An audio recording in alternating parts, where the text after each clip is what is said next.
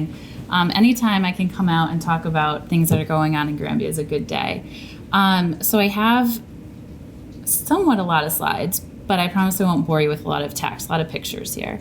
So I'm putting together this presentation. I divided it up into different categories. So first I have housing developments, commercial developments. I'm going to talk about some of our transportation initiatives going on in town.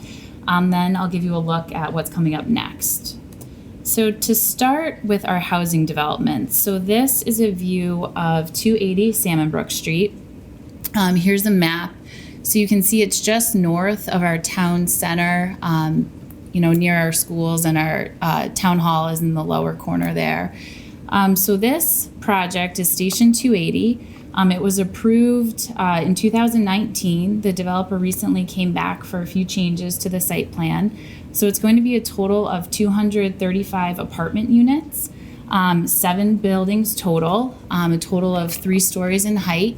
You can see there's a larger building out front. Salmonbrook Street is to the north there. There's going to be an interior courtyard with a pool, gazebo, and kind of just hangout area for folks in the development. And this project is currently under construction. Here are some renderings of what it's going to look like once it's fully constructed. So the developer has come in. They have started foundation work on the first 3 buildings, and they will be submitting building permits for the remaining 4 buildings. And this is all market rate apartments, a mix of 1, 2, and 3 bedrooms. They will have some garage spaces for folks, as well as surface parking there. And obviously, being really close to our town center, we're excited about the possibility of having this number of new residents in our town, supporting our local businesses, and being within close walking distance too. Another housing development we have going on is 2 and 3 Murtha's Way. So this is right off of Salmonbrook Street. The YMCA is just above the highlighted parcel there. So this was approved several years ago, and it was really approved in 2 phases. So we had an apartment phase, which is labeled the Grand, and that's fully constructed and occupied, so I'm sure you're familiar with that. It's a total of 5 buildings, 130 apartments there. And then to the rear, we have the Grand Luxury Homes. So that is an additional 75 units that is currently under construction. It's a mix of duplexes and single-family homes. So there are 19 single-family homes here. The remainder are duplexes. And this is all a rental product. So none of these are for sale. And I have a few pictures. So these are the apartments that are currently occupied. And here are some of the homes in phase 2 that have been constructed. The developer plans to finish up actually in March or April of this year. And leasing is going really well for these units. And I believe the duplexes and single family homes range from $3,000 to $4,000 a month. So yeah, it's. And for other housing development, here we have Harness Way. This is located at 76 West Granby Road. So our town hall and Granby Center is to the right of the screen. This was approved 2 years ago, I believe now. It's 24 single family homes. This is a conventional single family residential subdivision. Harness Way will be a town road once it's fully constructed. So eventually it will be accepted by the town. All of these lots are septic and well. The homes range, well, they start about 2,200, 2,500 square feet, somewhere in there, and they're going for about 500, 600,000 and up. So this is just a rendering of what the development will look like when it's fully constructed. You can see they do have some landscaping along West Granby Road, and they are maintaining a vegetative buffer to the west and to the north there. Here are some renderings of what the houses will look like once they're constructed. This is a shot from Salmonbrook Street, the parking to the rear entrance, looking at what was the field. And here's the same image today. So that developer currently has 4 homes under construction. He told me he plans for it to be a little bit of a longer build out, so looking to do 4 or 5 homes a year. And I do know they have one that's about to be occupied at the end of the month. So new folks will be moving in very soon there. They have a model in the front, or Yes, Right? they do have a model. Yeah. Yep. So they have one model is available, fully constructed, and I believe that's open on Saturdays as like their sales office. Okay, so now getting into some business development. So clearly the town has been pretty busy with on the residential side of things.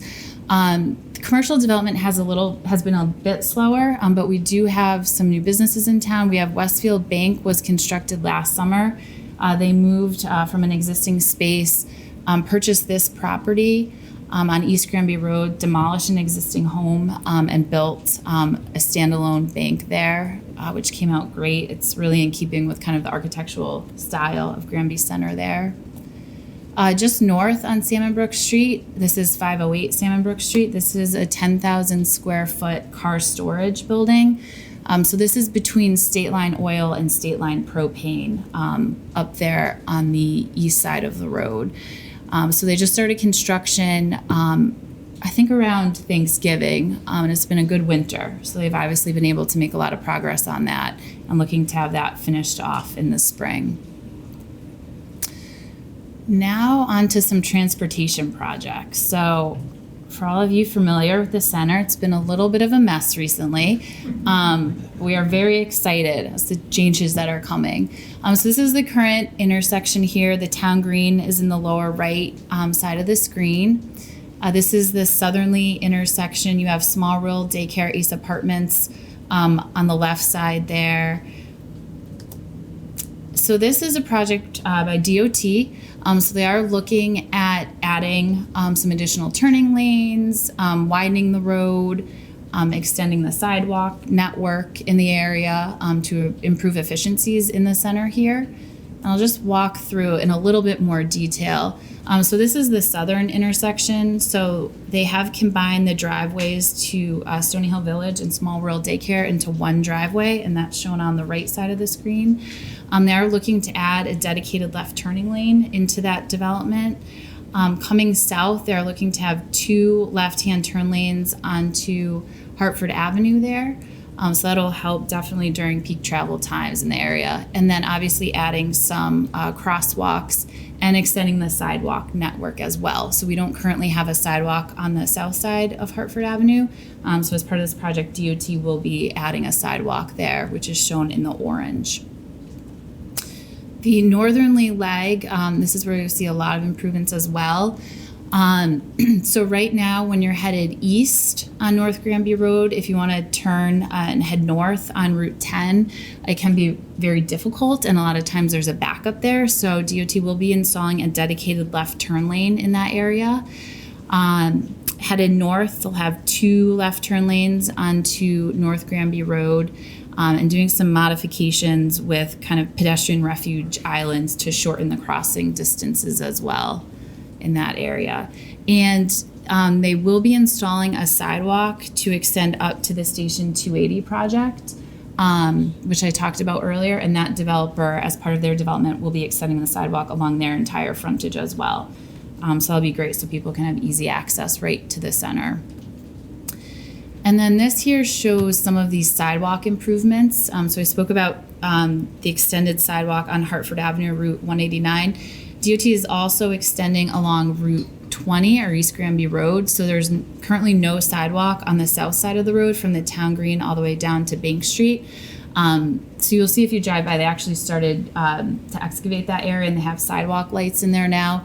So they will be extending the sidewalk along there as well, which will be great. This here is Salmon Brook Park. So this fall, the town was successful in obtaining grant funding under STEEP for a walking path in the park.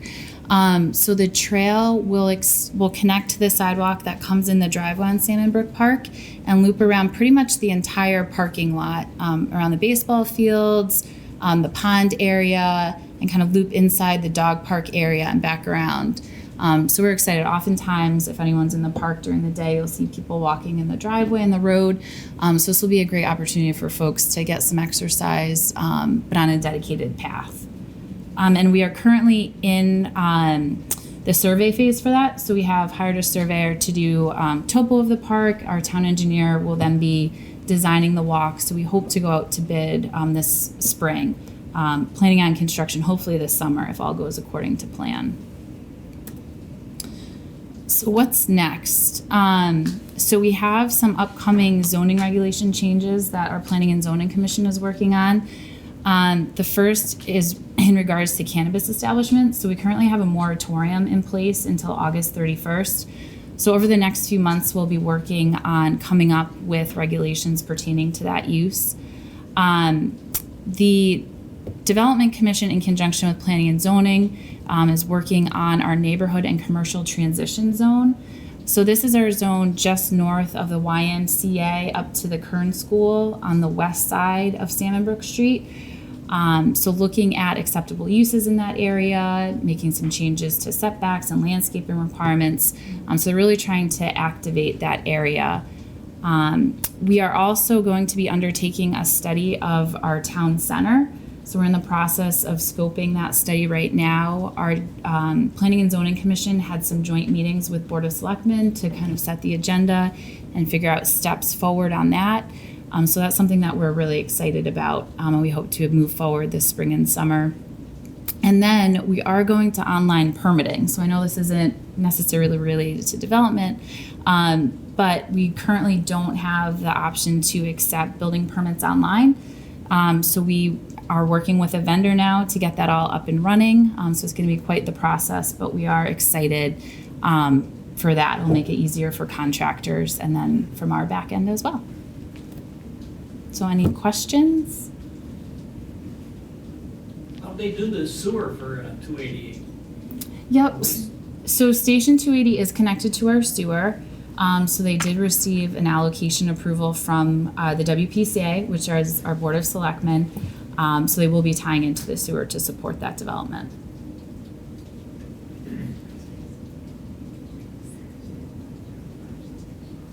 Brian, you got a question?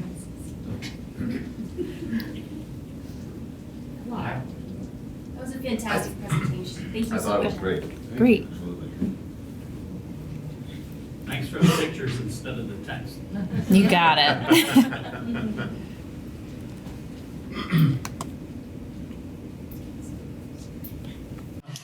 George McGregor, Simsbury Director of Planning. 2 years now? Year and a half? About 10 months. 10 months? It's felt a little bit longer. When I walk into his office, the door is always open. And then I walk in and he closes it.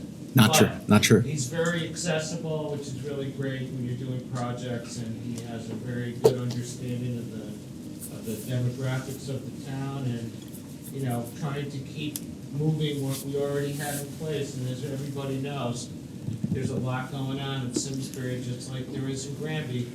Don't forget the bike trail in Terriffill. That'll be in a slide. Okay, let's go. But thanks for having me. I'm of course happy to come anytime. Abby, that was a great job. I'm gonna kind of do we're planners, so we kind of do the same thing. This is gonna be about the same presentation. We have the same kind of slides.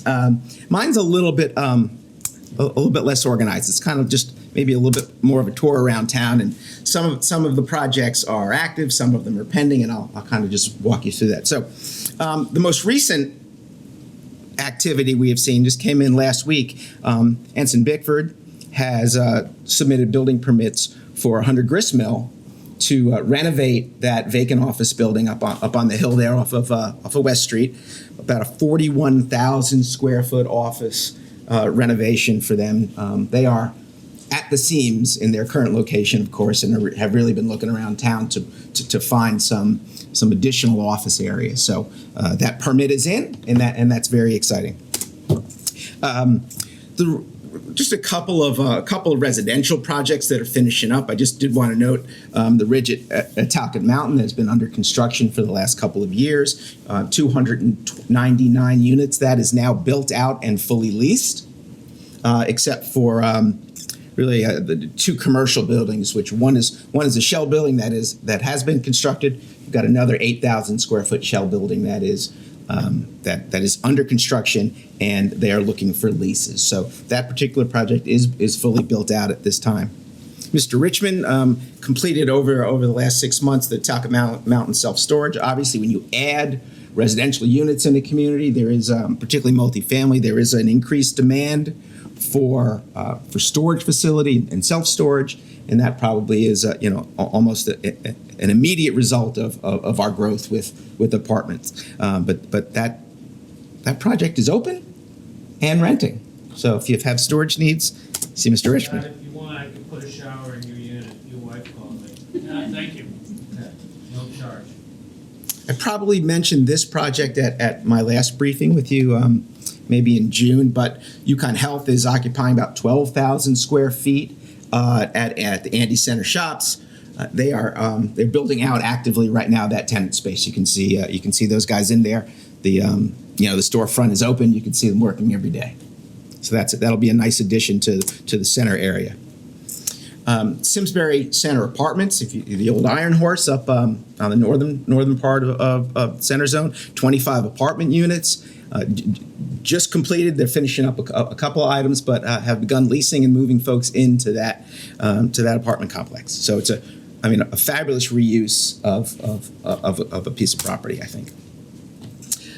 Ethel Walker School Dorm, a big project really that you probably can't see. You can hardly see it from the road, but Ethel Walker is under construction right now with a new dormitory, 25,000 square foot dorm, 35 dormitory units, plus I think a couple of teacher or advisor units as well. It's right between the old Cluett dorm and what they call the new dorm up on the hill. And I snuck on and got a little picture of the building site for you, just right up there on the hill. So it's a nice addition to that complex. This is a project that is making its way through our planning process, both at Inland Wetlands and our zoning commission. 446 Hot Meadow Vessel Technologies is the applicant. It's an 80-unit multifamily project, 4-story with 30% affordable units. It says 25,000 square feet. I think it's closer to 55,000 square feet at 4 stories, and that will make itself through the zoning process. But again, we have to find some solutions to our affordability issues in all of these kind of Farmington Valley communities. And this is what we call an 830G application, so it's not subject to local zoning. It is subject to local inland wetlands. Although the applicant has been, I would say, fairly friendly in the process and is open to comments and suggestions and those kinds of things. The Wagner property, the Wagner Ford property. I think I can disclose this now. I've met about 4 times with the applicant and members of their team, but they are working on a multi-tenant project on Hot Meadow Street. The front portion you can see is those are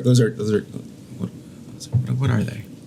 Oh, the restaurants. Oh my gosh, I don't know why I'm thinking. So 2 fast drive restaurants, and then a 12,000 square foot tenant space in the rear portion of the property. It's a tight property. We've had a number of comments back to them on access and how do you get in and out, and what are the what are the peak drive issues. But we're working through that process with the applicant. We do expect an application in the next 30 days.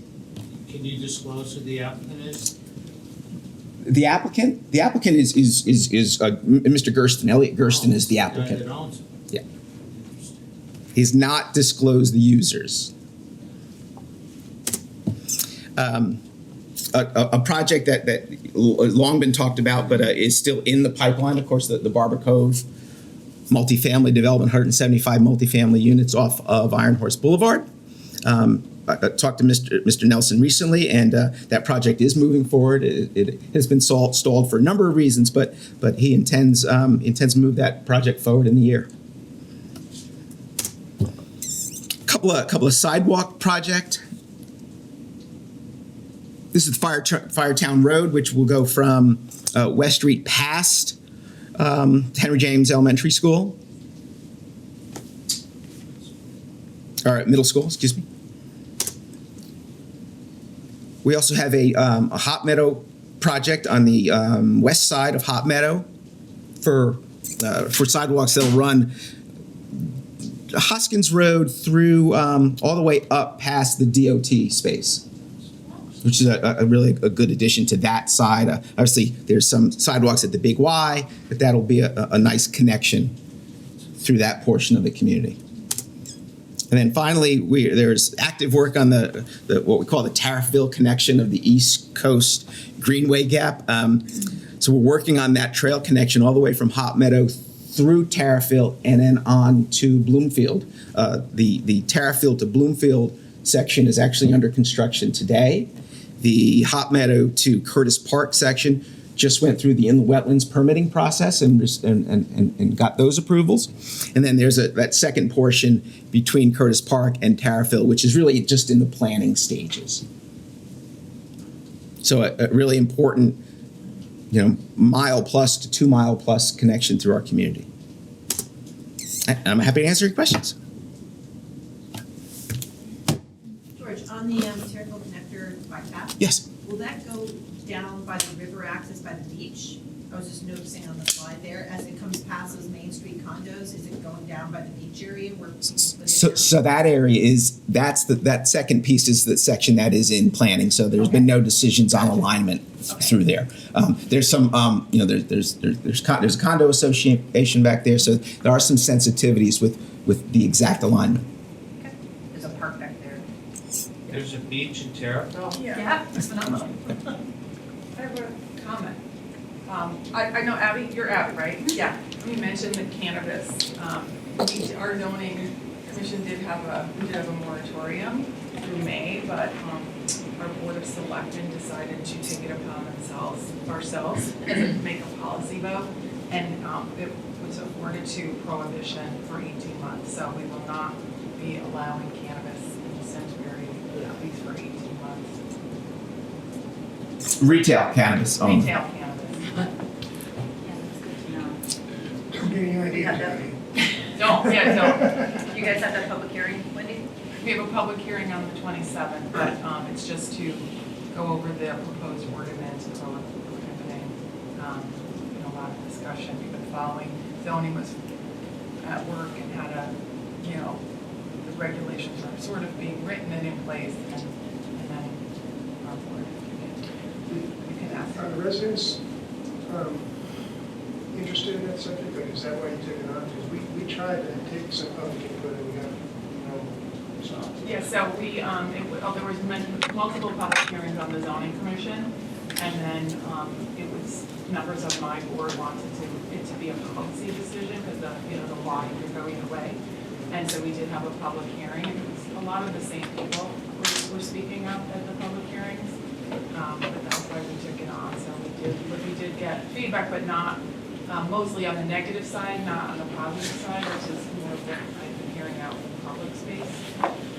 So now we have the public hearing next week for the ordinance, and then if the ordinance gets voted, it will be prohibited.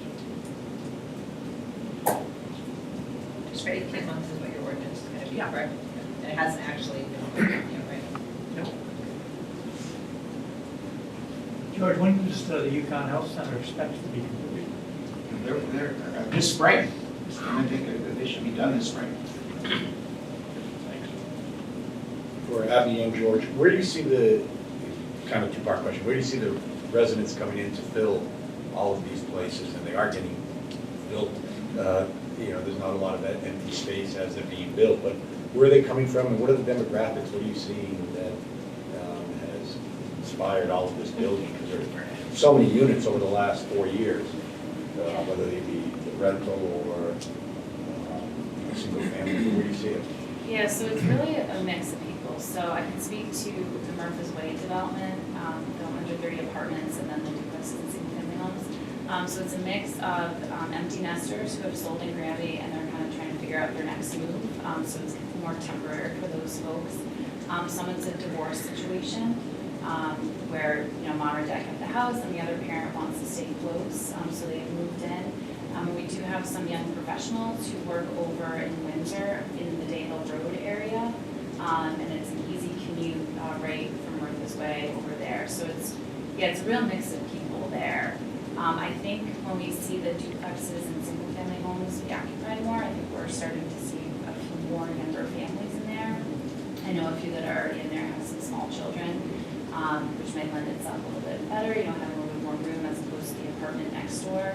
And that development, it's their intent that, you know, someone could start out in the apartment and then kind of age into duplex or single family home, so. Yeah, so I think the same, I think what we're saying is, the demand is across the board.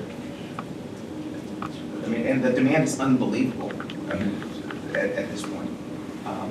Kind of region-wide, particularly in more of these suburban locations, which obviously, you know, the apartments have always been in West Hartford, they've always been in Hartford, they've always been in New Britain, they've always been in, but, you know, when towns like ours provide those kinds of options with our schools and with our amenities, I mean, the demand is across the board, and it's young professionals, it's empty nesters, it's young singles, it's really. I would also have to comment, I've actually met people in that particular housing rental area, young professionals from out of state, who have come here with their young families looking for what their next step would be too. So I thought that was very, very positive. And their eyes didn't light up when they heard those numbers. You know, those weren't out of range for them, whereas some people may go, oh my goodness. We were at an article recently said Hartford County is one of the #1 real estate, like hottest real estate markets in the country right now. I saw that. I was shocked. I'm surprised we haven't seen a bigger demand for the rental duplexes and houses, honestly. But you guys aren't seeing it on the market? So there aren't a lot of products like that available, which is one of the reasons why the developer, so originally with Martha's Way, what is now the 75 units, it was going to be 50 single-family homes for sale. But they saw that things were kind of changing in the market, so that's why they came back in for reapproval for the duplexes and then went to an all-rental product. As my understanding, they're working in East Granby now on a similar project, a little bit bigger, but duplexes and singles for rent. Do you know the occupancy in that area at this point? So the apartments are, I believe it's like 95%, so very high. The ones that are coming on now, the singles and the duplexes, all the ones that have been constructed and CO'd are occupied to date. I don't know if they have a waiting list for the remainders. So an interesting thing that we've been hearing, and it sounds like you're experiencing it, is developers very interested in building a small single-family rental product, a standalone single-family house, but as a rental community, which is interesting. Now, for us in Simsbury, we don't have a zoning product or the zoning category to allow for attached units or even really small lots. So, George, what's going on with the Hartford property? It's been dormant for how long? A couple of years. well, the north, you mean the southern piece? Yeah. The Hartford property. Yeah. Well, What half is is happening there? quiet. Didn't they submit something to Silverman Group way back? So obviously the northern part is done. Right. The southern piece, we talked to the Silvermans, who are the owners of that southern piece, a couple of times over the last half a year or so. They're talking about coming in with something, but there's no timing on that. Yeah, because TJ Donahue did a presentation last year about what they were considering. But I would, it's not conjecture, I would assume a very similar kind of development product, a mix of a balance of multi-family with some other products. And it is one zoning category that we can do that, or we've got a form-based code for that piece of property. I've heard this from constituents asking me, the Simsbury Commons Home Goods is moving over to Marshall's. I recently heard Bob's was going out, which I can't believe it's still there. And I was just wondering, has anybody shown interest in that plaza, or do we know anything that's going on to that? Yeah, we do actually. There's an indoor go-kart facility going in. There goes all your in money. a portion of that, in a portion of that property. We've got plans in that are under review today, yes. That's one of the lots. Heard it here first. Party school? That's Simsbury. Right. You're in the right place this morning. Yeah, that's what was wrong in my head. Well, one more question. There's another thing I heard out in the street, that a lot of the apartment complexes in town have been sold and are turning over. I don't know if we have anything to do with that, and I don't know if we, you know. We don't have anything to do with Yeah, that. so- And two, that's kind of common in the marketplace right now. Yeah, okay, that's what I wanted to Yeah, know. that's kind of portfolio building, and that's happening. Yeah, okay, thanks. I think Dorset Crossing has sold 3 times already. Okay, And I heard Highcroft Highcroft was sold. just sold. That's Chris Nelson's place off Stratton Brook. yeah, The yeah, I know that place, one. That just sold. Someone mentioned the apartments across from the old Hartford. Yeah. The Meadow, Yeah, Old that was Meadow. Kingfish. Yeah, But where the town benefits from that is on the conveyance fee. okay. It's found money. What is it, Lou? What does the town get? 0.5%? 1/4%. And these are multi-million-dollar transactions, so the town gets quite a large fee from that, which is like a win-win for the town. But most of the buyers of these places are REITs, which is the real estate investment trusts. And they're, you know, they're all about return for their investors. But they're paying like, what, $250 a unit, $250,000? Yes, you do. You know, I- 300 grand. Yeah, the concern is just if, you know, they get renovated and then the rents go up and people that I'm live talking there. about the brand new facilities. They're brand new, not renovated. What's brand new? Highcroft, 4 years old. Oh, yeah, no, I know. I'm just saying the older ones, if people Yeah. buy it, renovate, and people that live there can't afford it anymore, and then they have to get, buy new housing. Well, that depends on whether they've got Section 8 housing, Yeah. whether they've got CHFA financing associated with the purchase. It's gonna have an affordable component to it, so. Well, kind of on that topic, you know, of the 2 presentations, both of you did a phenomenal job. We only really heard about the affordability of one of these incoming developments. Can you guys speak a little bit about, you know, potential concerns, or is that not even on the radar? You know, what are your thoughts on that? I know a lot of the businesses would like to see more affordable housing because they want their employees to be able to live closer. So it enables them to retain their employees. Yeah, so it's on our radar. I mean, you can't read anything without reading about, you know, the affordability issues in the Northeast. So, of course, we put together our affordable housing plan last year really as a kind of a requirement, meeting the state requirements.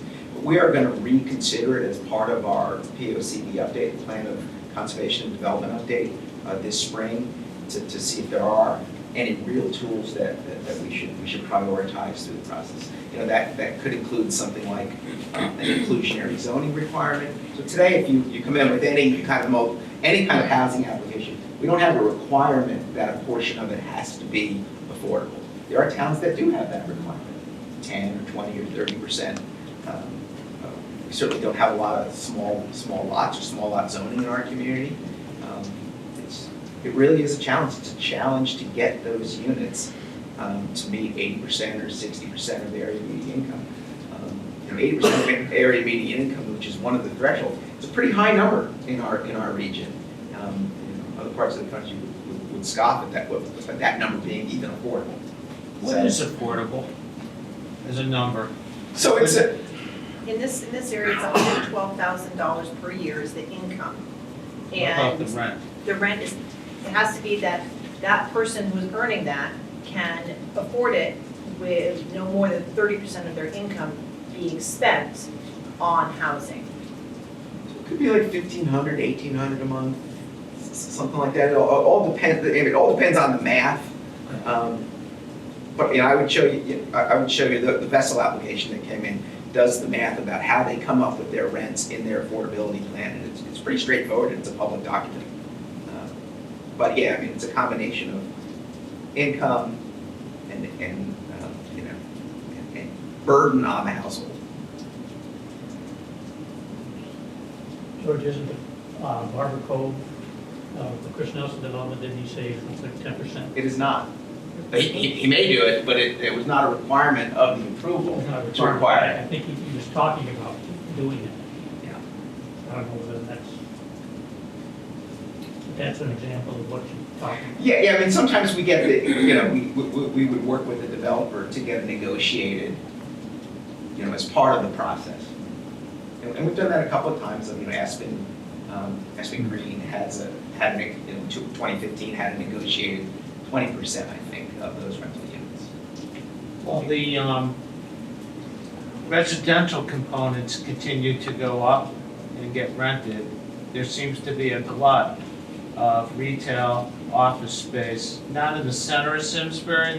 The office space gets rented because it's smaller rentals, but when you go out or go south or go north, the larger parcels are empty.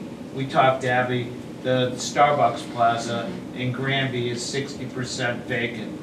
And no new businesses, the old pharmacy, Granby Pharmacy is vacant.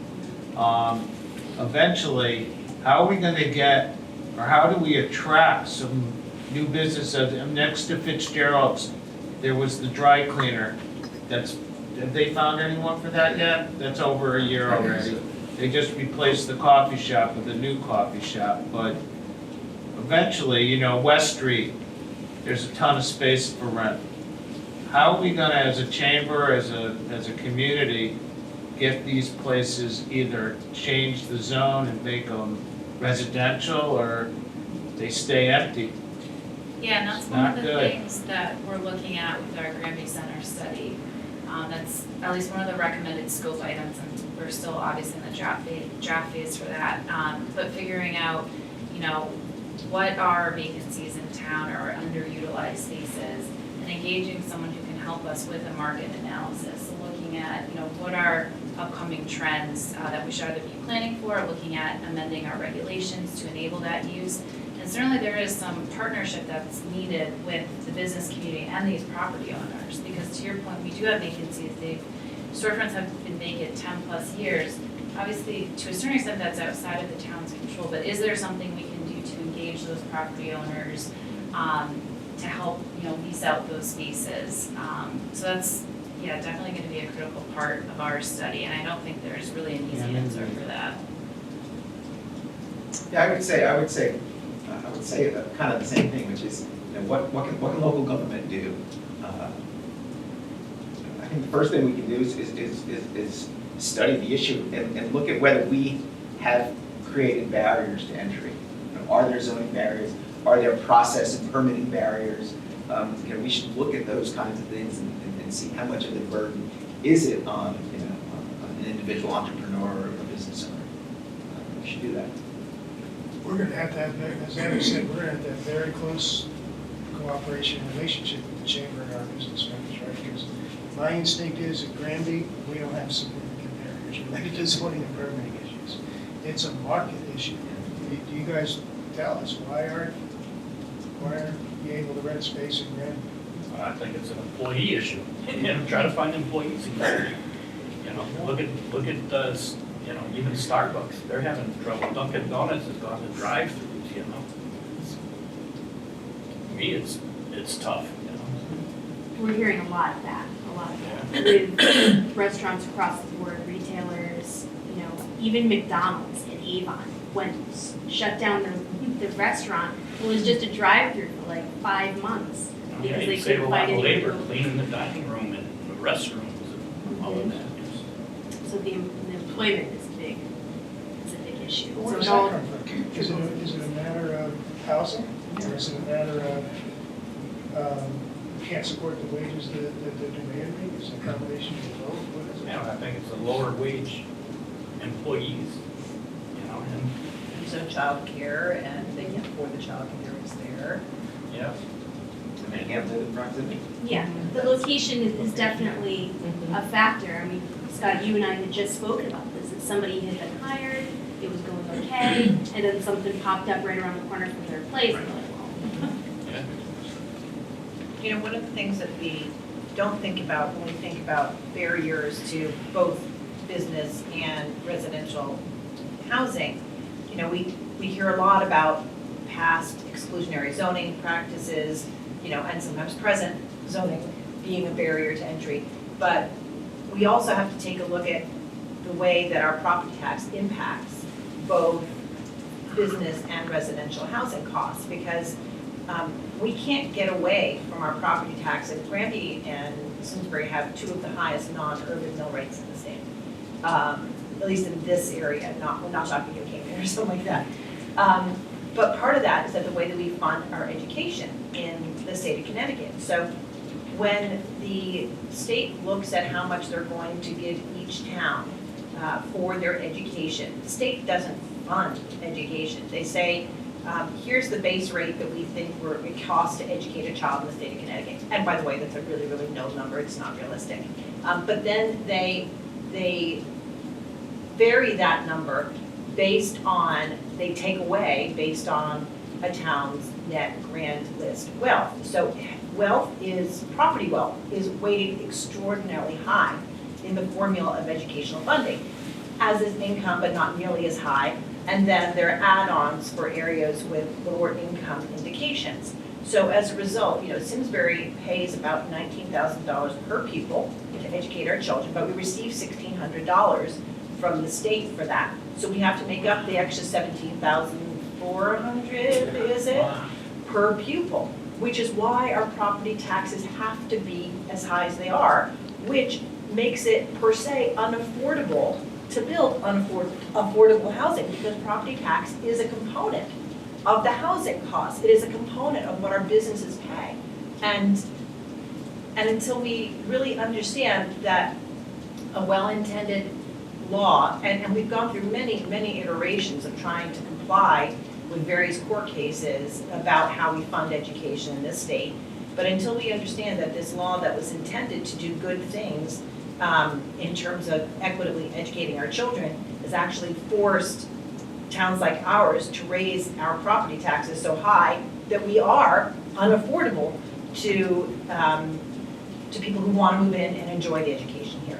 So it's just kind of this, you know, both of these laws grew up in different committees, not necessarily knowing how one was impacting the other. But with the addition of all these new apartments, these people are paying a lot of property tax. They're not single-family homes. So the town is getting a huge, you know, all this new tax revenue from all these new, like what's the one being done by the high school in Granby?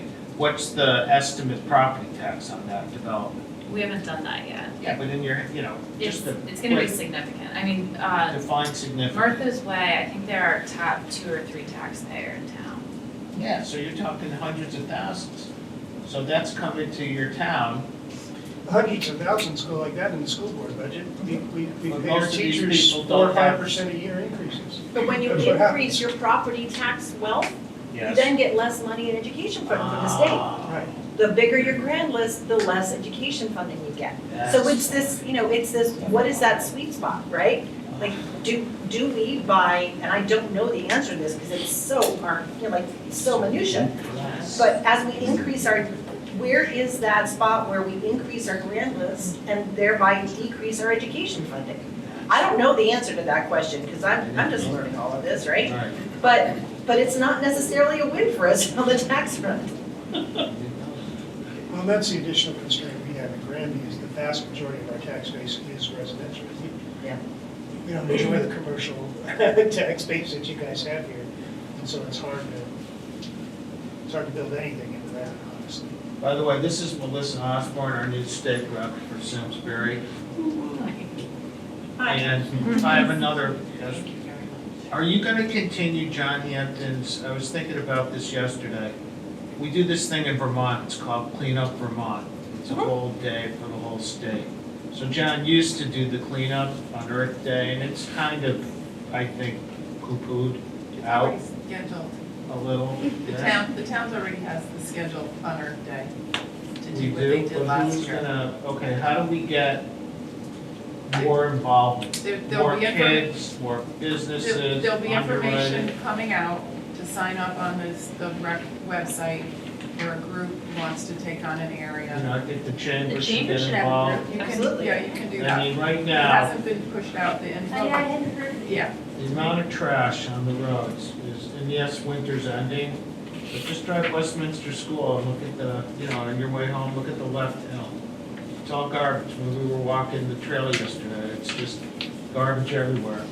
And I think instead of, this is just an opinion, but instead of doing it one day a year, maybe we should have, you know, every 2 months, just have a community effort to clean the road or clean the streets, because it's the welcome to Simsbury or welcome to Granby. You just don't want to see garbage all over the roads.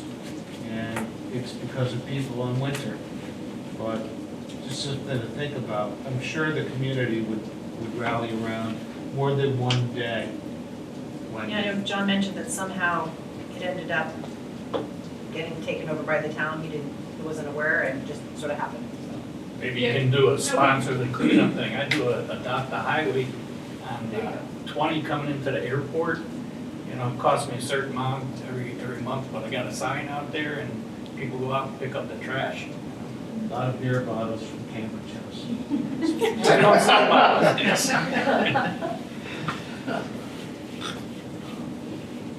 Any other comments, or anyone want, you know, we bring in speakers from different projects.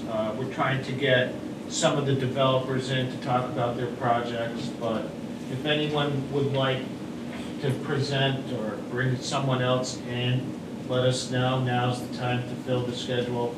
Bob, are you gonna be, where are you? Bob? Are you guys gonna be putting together something this year?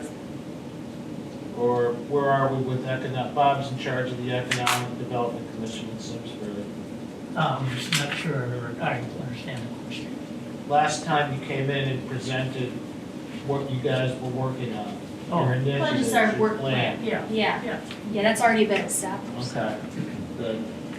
But I would just add, I started the chamber in the government affairs 1.5 million years ago.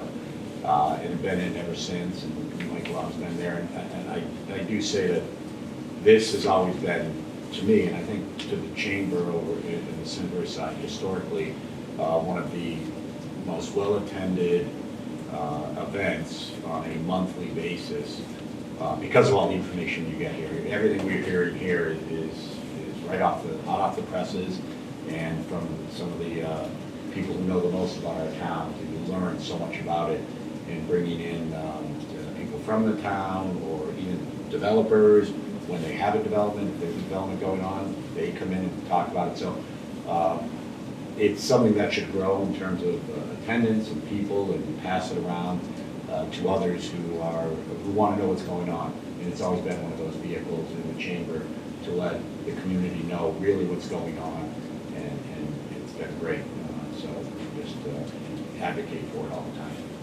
I'm going to ask a rookie question, if I may, and that's to the two of you, and that is, now that we're all merged together, what kind of conversations your offices have with one another? Good question. We speak more often than you'd think about either things in our industry or specific projects. Abby called me the other day asking some questions about a project and a developer that we had spoken with here, and a developer was in the process of our planning board process, who expressed an interest in Granby. So we share stories. And the chamber supports that relationship as well. In June, our incoming board is picked. We'll have a seat for a representative from each of the towns, so that they can be a part of that conversation and kind of help guide, chamber initiatives, and everyone stays in the know. Fantastic, thank you. Thank you for your presentation. Speaking of which, have you guys all heard that Melissa Appleby had her baby?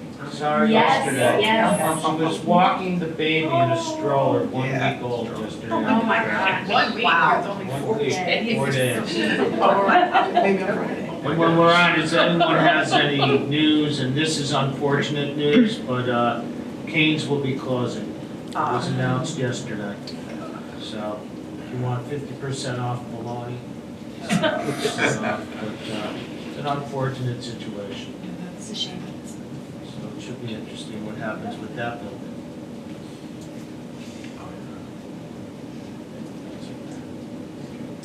Thank you everyone for coming. Thank you. Friday.